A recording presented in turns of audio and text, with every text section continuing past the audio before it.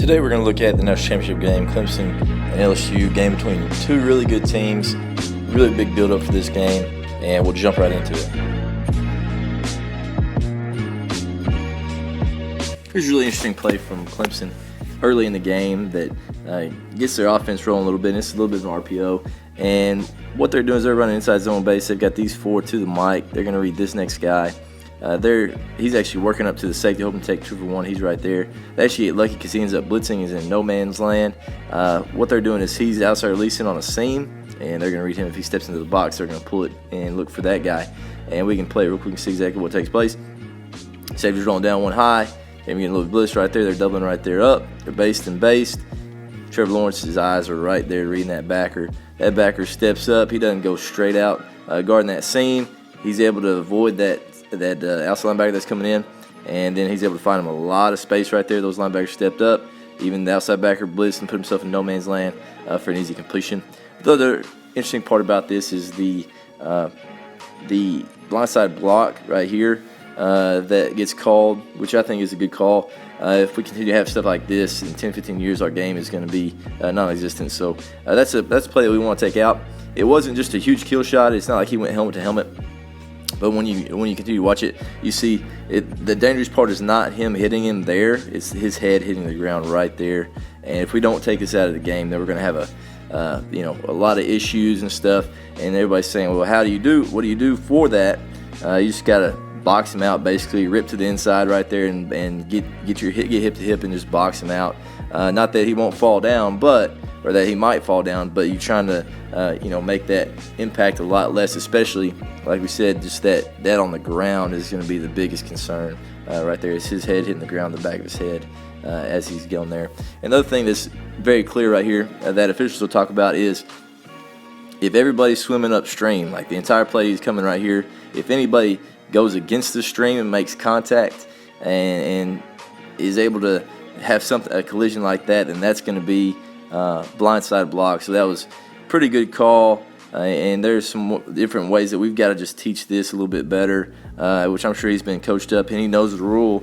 But just get there, try to match speed right there, and just rip to the inside and slow him down and just get in his way. You don't have to make this where he has a chance for a head injury right there from hitting the ground. But just one of those plays. I'm sure T. Higgins, he's not doing that on purpose, but it's just one of those plays that we got to take out of the game. Again, RPO right here from Clemson. Linebacker steps up, pulls it. Nice easy completion with a lot of space. Here's a big play early for LSU to put them on the board, and they're basically running 3 verticals. They, of course, are getting 5 guys out in the route, which is what they really like to do. He's actually chipping right there and getting out. Running vertical out here, running vertical right here with press coverage. He's running down the middle of the field. Whenever we run 3 verticals, kind of what we talk about is we want to get our eyes down the middle. If there's not a safety set, they played split safeties and those guys got off the hash, we want to try to attack there and be one-on-one with a linebacker. If they roll a safety, whichever guy takes the guy in the middle, say they rolled that safety to the middle and took that inside vertical, we want to go to that side one-on-one. If say this safety rolled over, we want to go with this side one-on-one. But real quick, we'll play and see exactly what takes place. Ball is snapped, getting a little bit of a play fake. Burrow's eyes go out here. I think the deal is he knows these safeties are so tight that he's probably going to go outside to begin with anyway, with him going down the middle. And if they don't like it, then he's going to find his check downs with a tight end getting a chip and then getting out, and then the running back getting to the flats right there. He looks like he doesn't really like this release where there's a lot more space, and he knows that he can go to the shorter side if he doesn't like it. So once he hits the top of his drop, he transitions and he steps in and throws it to the short side of the field with one of his best players against a press corner, knowing that he's got a good chance to win. Again, play fake, 1, 2, 3. When he hits the top of his drop, he steps up and he finds the single receiver and lets it go out there for a big play for LSU, at least to a touchdown. We can look at it real quick. They have a tight look at this route. All right, so he's just playing with speed, and he's going right there, a little bit of hand fighting. At some point, there's a little bit of a contact, a little bit of a shove, and depending on who you're looking at, this could be, not quite the same as the T. Higgins pass interference, all that, because that was questionable as well. This is pretty blatant, but both guys are putting hands on. If we're teaching this at receiver, we'd say, hey, you want to get it a little bit lower, or the real deal is if his hands are on you, you want to go wrist to elbow and drive that up. It'll probably give you a little bit of separation. If they're watching that really tightly, maybe could have called something right there, but early in the route was able to make a play. Not sure that they even needed that because it's such an accurate throw. He's probably going to outrun him anyway. But anyway, talking about three verticals, really underutilized pass play. Again, really good throw, putting it out there. Really good job by the receiver running under it. Maybe a little bit of contact right there, but got LSU on the board. Here's another big play from LSU, sets them up for another touchdown. And what they end up doing is they run slot fades from, of course, the slots right there at 2x2, and these guys run kind of a little bit of a delayed slant. Again, slot fade right here. Clemson is rolling down to one high look. They're actually running a little bit of a middle X right here, trying to hit home, get some pressure, and they're rolling their safety to the middle right here. Playing cover one with a deep safety. Anytime you can run slot fade, find that press right there in the matchup you like, and look off that single high safety, try to get him to roll that way just a little bit, and you'll be one-on-one with a lot of space right there. If he plays off, now we have that hitch or that delayed slant right there working. But we'll play and see exactly what takes place. The best part about it is once this ball is snapped, you can watch Joe Burrow's eyes. His eyes go directly over here. He knows he's got a one high look, probably going to try to work that guy over there to that side for just a little bit, knowing that there's a lot of space right here for him to beat him on the slot fade. So he ends up looking there to take the safety over there because he knows we got press right there, probably going to win that matchup down the field, even though it's really good coverage. You can see that right now, once he hits the top of his drop, he gets his eyes to where he really wants to go with the ball. Knows it's one-on-one deep with one of his best players. Really tight coverage, but a really good ball. And we'll get this to where you can see exactly how tight of a throw and catch that is. Again, right there, what we teach you, if he's under 5 yards, we're going to just try to beat him with speed. We just want to outrun him to that fade spot, to that bottom of the numbers right there. Just beat him with speed. Amazing throw, really tight coverage. And you can see how tight that is, about a foot. I mean, single-handed catch, amazing football player. Really good ball right there by Burrow, and really good catch for a big play. And then, of course, being an athlete, trying to find a way to get into the end zone, being a violent runner as a wide receiver. Not quite able to get there, but you can see just how well executed that was as far as the throw and catch. Again, eyes away because we know we have press up top. We're going to try to take a shot over there with one of our best players. Lays that thing out there. Amazing accuracy, amazing catch right there by LSU. Here's another touchdown pass for LSU. And down here towards the red zone, what takes place is that running back's going to the shoot. Looks like he's almost giving a bit of a stalk and go. And then they've got triple slants over here on this side. If they like the numbers of their space. And the real deal is, whenever you get this tight, where you hear a lot of teams that like to throw the ball a lot, you still want to call verticals and everything down here. But what you got to do is you got to kind of sell it so you don't outrun the space. Right here, it looks like he's giving a little bit of a stalk, and then he's going. He's allowing that quarterback to get comfortable so he doesn't just have to catch and just throw that thing out there. And he's giving him time so he can get to the top of his drop and step up and be real accurate. Right there, you can see the running backs in the flats. And now he's just now getting about 4 yards and getting out of that stalk and trying to outrun that corner, which is what they end up doing. Give him a lot of space right there. He throws it 5 yards, 6 yards deep in the end zone so that guy can run to it, and he's able to get 2 feet down and get into the end zone right there. So a big play, just something that I thought was real interesting. It looks like they just give a little bit of a stalk before they take off, and we got an even better look of this route. A little bit tighter look, but here it is. You can see he squares up, and he's not just trying to beat him with speed because he knows he's got to give his quarterback time to kind of get set, and he's got time to work. Looks like he's maybe even trying to block right there, getting inside leverage, and then he outside releases and tries to beat him with speed, knowing there's not just a ton of room to beat him, and he's able to have a real accurate ball and run it down for a touchdown. It's probably my favorite call from the entire game. Clemson has gotten a little bit of momentum. They've gotten it within 3, about 6.5 minutes left. 3rd and 11 right here on their own 41. So what are you going to call as LSU? They end up getting into a quad set. So they're in a quad set, and they know that Clemson's going to do one of two things. They're either going to try to play cover 0 or play just kind of a shell coverage right there and bring 6, or they're going to just try to twist it up and drop a lot of people and try to find a way to hit home. But what they end up doing, they end up dropping and bringing 6, and LSU throws a screen to the single receiver. And the amazing part about this is It's not complicated. This tackle actually releases, the center releases, and the guard releases. Looks like this front side guard, he just stays on right there and washes by. Nothing extremely intricate about this screen, but all good play callers know that it's not the complexity of the screen, it's about when you call it.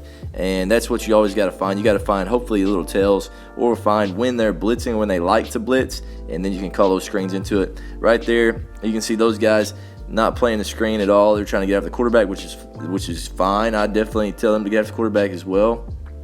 But they're playing quarters back there. You've got a tackle, you got a center, and now you got a guard getting out there. So we got 3-on-2 on that, basically half of the field. And those guys have a license to miss, and the ball's in one of your best players' hands, and he's rolling, gets a big gain right there. Here's even the backside guard getting up there trying to block a safety. But big play, really liked the play call. Execution was awesome. Again, screens, it's not extremely intricate, which that's not the best part about screens. The best part about screens are understanding and finding when to call them, and that's what they ended up doing right here. A really good call at this time. And then again, if you're a quarterback and you know you're throwing those screens, you got to be an athlete. You got to find a way to get these balls around. These guys are trying to knock them down. That's the only way that they can really stop them. You can see right here, Burrow puts a lot of arc on this ball and is still accurate, and is able to get over 34 right here just by an inch or two, and gets the ball in space. And you can see those guys are covered up with an extra guy running for this deep safety. And that's a big play right there for LSU to get the momentum back, and they end up scoring on this drive to help those guys kind of pull away. And I just thought it was a beautiful call and well executed. Here's going on a route that LSU likes to run, and a lot of teams have ran this. I've seen them do this a few different ways. And what LSU has, they have this tight end over here, really tight split. They're running to the flats right here. I believe they're running triple slants over here as well, if they like the numbers or the space. But what they like to do is they like to run a corner and just kind of get a smash route right there with these tight splits. And what ends up taking place is this corner, he's playing a little bit of zone. He sees this guy to the flats. He's trying to get there as well. He's wanting to make sure that very first throw's not there. He's backing up. He gets his eyes off of this guy. He believes that he's running the corner, or feels like he is. If he goes to the post, he's not worried with it because he knows he has safety help right there. But he tries to just keep falling underneath that and hoping that Burrow will just throw a corner up and he'll be able to make a play on it with his eyes on the quarterback and make a play on the ball. But what the tight end ends up doing, instead of going to the corner like he thinks he is, he comes up and he goes corner for a few steps and then he curls it up with him going to the flat. So it really ends up being a curl as opposed to a corner and going to the flat. So even if you had a safety getting over the top or playing that corner, then he curls it up right there with a lot of space, and that's what ends up happening right here. Here are the slants if they like it. If he saw that blitz, probably could have thrown it right there for a free touchdown. But right here he goes corner and he sets it up, and he's able to get it out of his hand just in time. And you can see the space that creates. He doesn't have his eyes on the receiver. He's playing a little bit of zone, thinks he's just going to fall off underneath it, and he curls it up for a nice completion right there for a touchdown. Here's a really good call from LSU to put this game away and get a first down. As you can see, fourth quarter, 2 minutes, about 4th and 3, and they're trying to get a first down so they can run this clock out. What they do is they have a condensed split, probably some form of man. Either way, what they're doing is they're trying to get this back. He's lined up on the right of Joe Burrow. He ends up going to the flats to the left. These guys are basically running all meshes. He even gets out, goes over the top. So they're running a bunch of crossers with the running back going from the right side of the quarterback to the left side. As soon as that ball is snapped, he doesn't hesitate. He doesn't do anything. You can see right there that ball might be whizzing by his face. Not worried with it. He's flying as fast as he can right there, knowing that one of these backers, if they pause at all, he's going to be the throw right there, and he's going to outrun him to the sideline for a first down. That's the very first look. Joe Burrow likes it, so he takes it, knows there's a bunch of leverage, and they get an easy first down. As you run it back, you can see what these receivers are doing. Number one right here, the receiver to the single, he's coming across shallow. That's probably his second look, looking for these crossers. He's coming across as well. He's going deeper, and he's coming to that second level as well. So probably looking for that shoot, and probably going to come down here, look for this crosser, probably to these crossers going to the other side possibly. But he's like the very first read, so he takes it, and easy completion, and they get a first down right there to seal the game. This play right here that seals the national championship for LSU, they end up running a slot fade with an option over here to the two receiver side. So we'll just kind of draw it up. He's coming off. He's reading an option. These guys actually blitz right here. These five, they end up switching gaps and blitzing. So he sees there's a lot of space in the middle. So he ends up going that direction. Could go out. They FOR right there running him off. Whenever this got lined up, the first thing I thought when I saw it was, hey, slot fade right here. One high safety directly over the ball. He's down tight. He's tight as well. You want to keep him low. Whenever they run slot fades out of trips, they're just trying to hitch right there. And number 3 is going to run an out. Under 5, so just beat him with speed and outrun him. Eyes stay here just for a count to make sure that safety doesn't work off the hash that direction. If you like that option, you could take it. But right here with a corner low and no help right there with a nickel that's right there over the top of one of the best receivers, let's go over there to the slot fade, and that's exactly what they do. So these 5 are coming. They're up on the line trying to find a way to hit home. This nose ends up dropping, actually gets underneath that. So good thing that he ends up working over there to the slot fade, but probably pre-snap he knew he was going over there. Takes his eyes here to begin with, and then once he hits the top of this drop, he knows he's stepping up and he's driving this ball up high and away from the defender. Letting his guy work through contact right there. There's a little bit of contact right there. He does a good job being strong enough for the ball and coming down with it from the high point. One more time, and you're running out right there. If you wouldn't have liked that, you possibly could have taken that, and also you got that option route right there. If he would have possibly worked that way or whatever, throwing that out right there. But like that slot fade, no help from the safety. Lay the thing up there high to a big receiver. Let him get through that contact and make a big play to win the national championship. Here's a really good look of that catch that sealed this national championship for LSU. Going through contact, making a play, and finding a way to get into the end zone. Amazing year for LSU. Joe Burrow, one of the best seasons ever. You think about all the quarterbacks from Hawaii, Timmy Chang, all the quarterbacks from Texas Tech, all those guys, and he was putting up numbers just like them in the SEC with really good players around him, going against really good defenses.